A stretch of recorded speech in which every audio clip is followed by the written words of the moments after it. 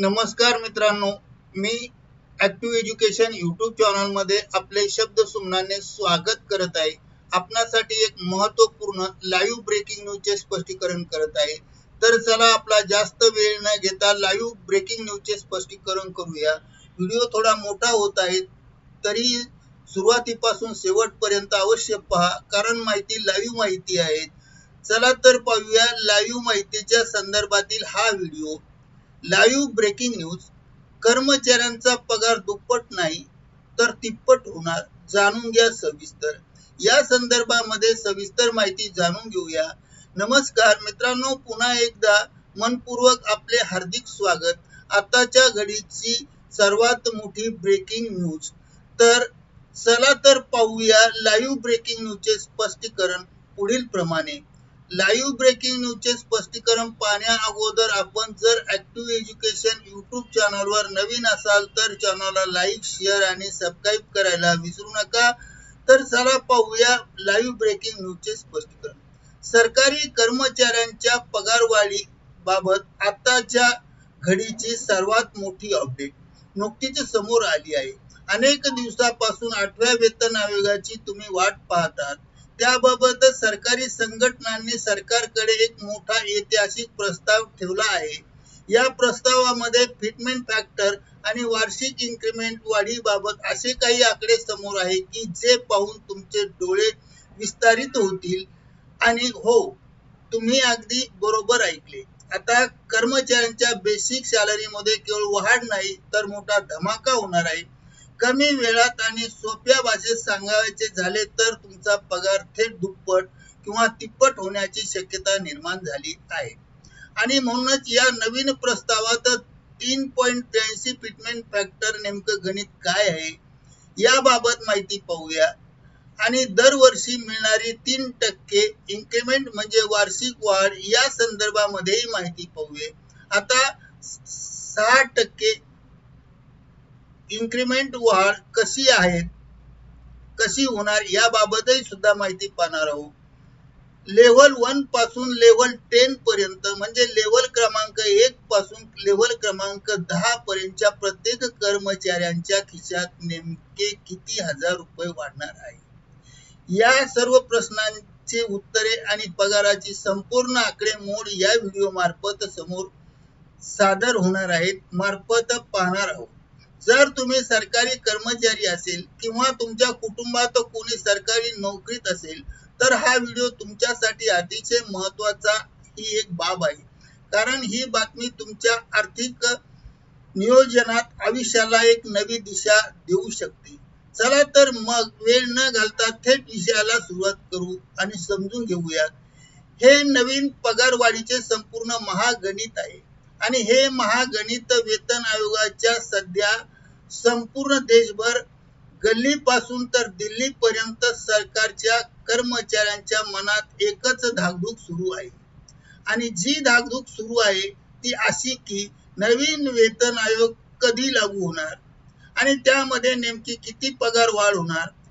आज आम्ही तुम्हाला केवळ वरवरची माहिती देणार नाही तर कर्मचारी संघटनेने सरकारकडे जो प्रस्ताव ठेवला आणि त्या प्रस्तावात 3.83 फिटमेंट फॅक्टर आणि 6% वार्षिक इन्क्रिमेंटचा प्रस्ताव ठेवला आहे त्याचा सखोल पोस्टमार्टम करणार आहोत. हा प्रस्ताव जर तुमच्यासाठी जशाच तसा शासनाने मान्य केला तर सरकारी नोकराकडे पाहण्याचा लोकांचा संपूर्ण दृष्टिकोन बदलून जाईल. आणि म्हणून सर्वात आधी आपण हे समजून घेऊ की सध्याची परिस्थिती नेमकी काय आहे. सध्या आपण मित्रांनो 7व्या वेतन आयोगाच्या नियमानुसार पगार घेत आहोत. 2016 मध्ये जेव्हा 7वा वेतन आयोग लागू झाला तेव्हा किमान वेतन 7,000 रुपयावरून 18,000 रुपये करण्यात आले. त्यावेळी फिटमेंट फॅक्टर 2.57 पट वापरला गेला होता. मात्र गेल्या 10 वर्षात भारताची आर्थिक स्थिती, भारताची अर्थव्यवस्था आणि महागाईचा निर्देशांक गगनाला जाऊन भिडला. ज्या वेगाने वाढला आहे त्या तुलनेत मात्र वाढ पगारात अत्यंत कमी पडू लागली आहे. म्हणून नॅशनल कौन्सिल ऑफ JCM ने आपल्या ड्राफ्ट मेमोरेंडम मध्ये अत्यंत आक्रमक पवित्रा घेतला आहे. त्यांनी सरकारला स्पष्ट शब्दात सांगितले आहे की 2.57 किंवा 3.0 असा फिटमेंट फॅक्टर चालणार नाही. हा फिटमेंट फॅक्टर देऊन काही फायदा होणार नाही. या फिटमेंट फॅक्टर मध्ये बदल झाला पाहिजे. म्हणून तो आता थेट 3.83 इतका असायला हवा. 3.83 हा आकडा निवडण्यामागे वैज्ञानिक गणित आहे. कारण असे गणित आहे की जीवनावश्यक वस्तूच्या किमती, घराचे दर आणि आरोग्य सेवेचा खर्च यांचा मेळ घालण्याची इतकी मोठी आवश्यकता आहे. आतील सर्वात क्रांतिकारक मागणीकडे वळूया, ती म्हणजे वार्षिक इन्क्रिमेंट किंवा वार्षिक वेतनवाढ. मित्रांनो, गेल्या कित्येक दशकापासून सरकारी कर्मचाऱ्यांना दरवर्षी मूळ वेतनाच्या 3% एवढीच इन्क्रिमेंट वाढ मिळते. जवळजवळ 4थ्या वेतन आयोगापासून तर 7व्या वेतन आयोगापर्यंत 3%च मिळाली. हे 3% वाढ केवळ साचेबंद पद्धत आहे काय? एक साचा आहे काय? पण कर्मचारी संघटनेने अशी मागणी केली आहे की ही वाढ आता 3%वरून वाढून थेट 6% करण्यात यावी. म्हणजे वार्षिक वेतन वाढ 6%ने कर्मचाऱ्यांना लागू करावी. जर सरकारने ही मागणी मान्य केली तर भारतीय वेतन संरचनेत हा केवळ ऐतिहासिक बदल ठरेल आणि मानावा लागेल. 6% इन्क्रिमेंट वार्षिक वेतन वाढ तुमच्या पगारात वाढ ही चक्रवाढ पद्धतीने इतक्या वेगाने होईल की कर्मचाऱ्याला आपल्या भविष्यातील आर्थिक दर्जासाठी इतर कोणत्याही गुंतवणुकीवर अवलंबून राहावं लागणार नाही. जर एखाद्या कर्मचाऱ्यांचा बेसिक सॅलरी मूळ पगार नवीन नियमानुसार 69,000 रुपये असेल तर दरवर्षी त्याला मिळणारे 6% इन्क्रिमेंट 4,140 रुपये असेल. पुढच्या वर्षी वार्षिक इन्क्रिमेंट पगार 73,140 रुपयावर मोजला जाईल. अशा प्रकारे 10 वर्षात या कर्मचाऱ्यांच्या मूळ पगार हा 1,20,000 रुपयाचा पार गेलेला असेल. हे गणित समजून घेणे आवश्यक आहे. कारण यामुळे कर्मचाऱ्यांची क्रयशक्ती टिकून राहण्यास मदत होणार आहे. ही मागणी केवळ आकड्याचा खेळ नसून तो सरकारी कर्मचाऱ्यांचा हक्काचा लढा आहे. सरकारी कर्मचाऱ्यांच्या मते कॉर्पोरेट क्षेत्रात ज्या पद्धतीने दरवर्षी पगारात मोठी वाढ होते तेवढी वाढ सरकारकडे होत नाही. त्याच धर्तीवर सरकारकडे कर्मचाऱ्यांनी त्यांच्या कष्टाचा मोबदला मिळावा यासाठी हा प्रस्तावाचा मोबदला शासनाच्या पुढे ठेवला आहे. 7व्या वेतन आयोगामध्ये जी तफावत होती, अनेक पे लेवल ह्या चुकीच्या होत्या, ती 8व्या वेतन आयोगामध्ये भरून काढण्यासाठी 3.83 फिटमेंट फॅक्टर हा अनिवार्य असल्याचे मत तज्ञांनी व्यक्त केले आहे किंवा तज्ञांचे असे मत आहे. जर किमान वेतन 18,000 रुपयावरून 69,000 रुपये झाले तर त्याचा फायदा केवळ चतुर्थ श्रेणी कर्मचाऱ्यांनाच नाही तर संपूर्ण वेतन श्रेणीतील चतुर्थ श्रेणी वेतन श्रेणीपासून सर्व स्तरावरील कर्मचाऱ्यांना होणार आहे. यामुळे भारतीय अर्थव्यवस्थेत मोठी उलाढाल होईल. जेव्हा कर्मचाऱ्यांच्या हातात पैसा येतो तेव्हा ही उलाढाल होईल. तेव्हा बाजारातील मागणी वाढेल. देशाच्या GDP वार्षिक वेतन देशाचा वार्षिक विकास वाढीचा दर GDP वृद्धीस मदत होईल. सर्वसाधारणपणे आता सरकारच्या कोर्टात ही संपूर्ण माहिती आहे आणि आगामी अर्थसंकल्पात किंवा विशेष घोषणेमध्ये यावर शिक्कामोर्तब होण्याची दाट शक्यता आहे. तुमच्याकडे सामान्यतः दुर्लक्ष केले जाते पण तुमच्या खिशावर मोठा परिणाम करतात आणि पहिल्या भागात आपण हे किमान वेतन कसे वाढेल या संदर्भात माहिती पाहूया. पण आता मध्यम आणि उच्च श्रेणीतील अधिकाऱ्यांच्या पगारातील महागणित पाहूया. लेवल 4 मधील कर्मचाऱ्यांचे जसे की LDC, लिपी किंवा असिस्टंट सहाय्यक सध्या मूळ पगार हा 25,500 इतका आहे. त्यामध्ये तो वेतन 8व्या वेतन आयोगानं सुवर्ण काळ ठरणार आहे आणि मूळ वेतन हा लिपिकाचा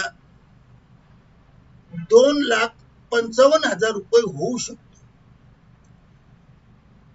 3.83 फिटमेंट फॅक्टर मुळे नवीन पगार थेट 97,065 होईल.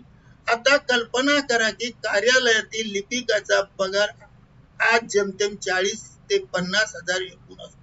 त्याचा केवळ मूळ पगार 1,00,000च्या जवळ पोहोचेल. यामध्ये जेव्हा 6% वार्षिक उहाळीची भर पडेल तेव्हा पहिल्याच वर्षात हा पगार 1,35,524 रुपयापर्यंत मजल मारेल. लेव्हल 7 मधील अधिकारी म्हणजे इन्स्पेक्टर, सेक्शन ऑफिसर, महत्वाचे प्रशासकीय अधिकारी या स्वरूपाचे पदे त्यांच्या सुरुवातीचा मूळ पगार हा 44,900 रुपये इतका असेल आणि फिटमेंट फॅक्टर हा 3.83 ने सुरू केला तर हा आकडा 71,967 वर होईल.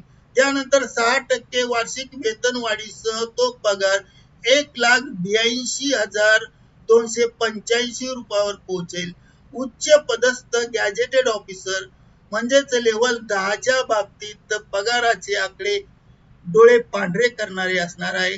56,100 रुपयाचा मूळ पगार 2,14,863 रुपये होऊ शकतो आणि 6% इन्क्रिमेंट नंतर तो 2,27,754 होईल. पण मित्रांनो, ही फक्त मूळ पगाराची गोष्ट झाली. खरा मोठा फायदा दडलेला आहे तो भत्त्यामध्ये. सरकारी नियमानुसार महागाई भत्ता, डीए, घर भाडे, वाहतूक भत्ता हे सर्व मूळ पगारावर मोजले जातात आणि मूळ पगारच जर 3.83 ने वाढला तर हे सर्व भत्ते सुद्धा 3.83 ने सुद्धा वाढ होईल. आणि उदाहरण द्यायचे झाले तर सध्या 50% महागाई भत्ता मिळत आहे. जर एखाद्या कर्मचाऱ्यांचा मूळ पगार 69,000 असेल तर त्याचा महागाई भत्ता 34,500 रुपये होईल. तो कर्मचारी संघटनाने शहराच्या श्रेणीनुसार घर भाडे भत्ता 30% वरून वाढून 40% करण्याची मागणी केली. 69,000 रुपयावर 40% याचा मिळवला तर ती रक्कम 27,600 रुपये केवळ घर भाड्यासाठी असेल. या सर्व गोष्टीची गोळाबेरीज केली तर एक सामान्य शिपायाचा पगार किंवा MTS कर्मचाऱ्यांचा पगार 1,30,000 रुपयाच्या घरात जाऊ शकतो. हे वाचायला किंवा ऐकायला स्वप्नागत वाटत असले तरी कर्मचाऱ्यांनी दिलेल्या प्रस्तावाचे अचूक गणित यासोबत संघटनाने एक अतिशय तांत्रिक पण महत्वाची मागणी केली. ती म्हणजे सध्या रद्द करून त्यामध्ये केवळ सॅलरी सेक्टर इतकी सोपी होईल की आपले पुढील 10 वर्ष आर्थिक नियोजन सहज शक्य होईल व कार्यरत कर्मचाऱ्यांना नाहीच तर निवृत्त कर्मचाऱ्यांनाही सुद्धा फायदा मिळणार आहे. आता सध्याचे जेवढे लेवल आहे त्या कमी करून फक्त 7 लेवल ठेवाव्या असेही संघटनेने म्हटले आहे. त्यामुळे कर्मचारी आणि पेन्शनधारकांच्या दृष्टीने फायदा होणार आहे. त्यामुळे पेन्शनमध्येही त्याच प्रमाणात वाढ होईल. उतार वयात कोणावरही अवलंबून राहण्याचं काम पेन्शनधारकाला मिळणार नाही. पेन्शनधारकांचाही मूळ पगार हा 3.83% ने वाढून ते स्वतः त्यांचा उदरनिर्वाह करू शकतात आणि म्हणून पगार एकपट नाही, दुप्पट नाही तर 3पट झाल्याशिवाय राहणार नाही. करिता ऍक्टिव्ह एज्युकेशन YouTube चॅनलने हा व्हिडिओ आपल्यासाठी व्हायरल केला आहे.